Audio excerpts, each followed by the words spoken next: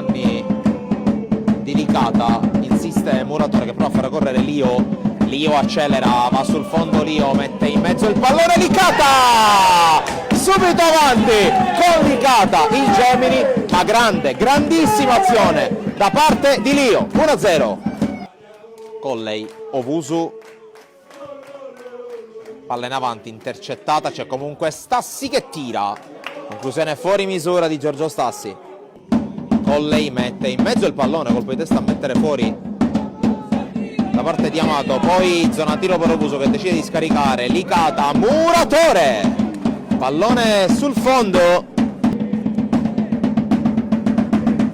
qui c'è il colpo di testa, poi attenzione perché Rallo innesca Lupo, posizione regolare, Lupo davanti a Demiere, si divora il gol del pareggio, anticipa Di Vincenzo, poi Ovuso a recuperare, calcia Ovuso, c'è la deviazione che impegna Ilario, col tacco Lio, occhio alla palla lunga a cercare Cammarata, posizione regolare, Cammarata può controllare se la porta fuori, Cammarata uno sguardo al centro, arriva Lupo, velo per Rallo, Demiere quasi spiazzato, sbaglia Seiter, allora riconquista Lupo, Rallo ai 20 metri, Rallo calcia Demiere in qualche modo, poi arriva Boyang, Miceli lo anticipa.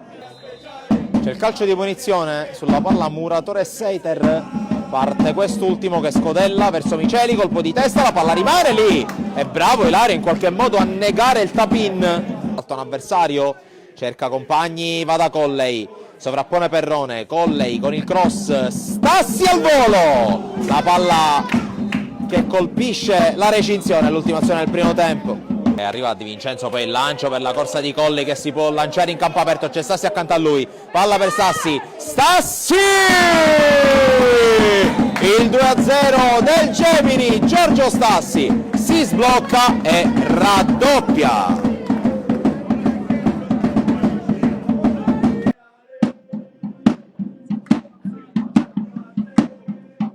Palla in avanti dentro l'area per Gullotta che prova a inserirsi, Gullotta col piede Demiere, allarga Licata, palla dentro per Mondino, Mondino in area, Mondino, sterzata, Mondino ancora in dribbling, calcia Mondino sul primo palo, il primo gol in maglia biancorossa per Paolo Mondino, è 3-0.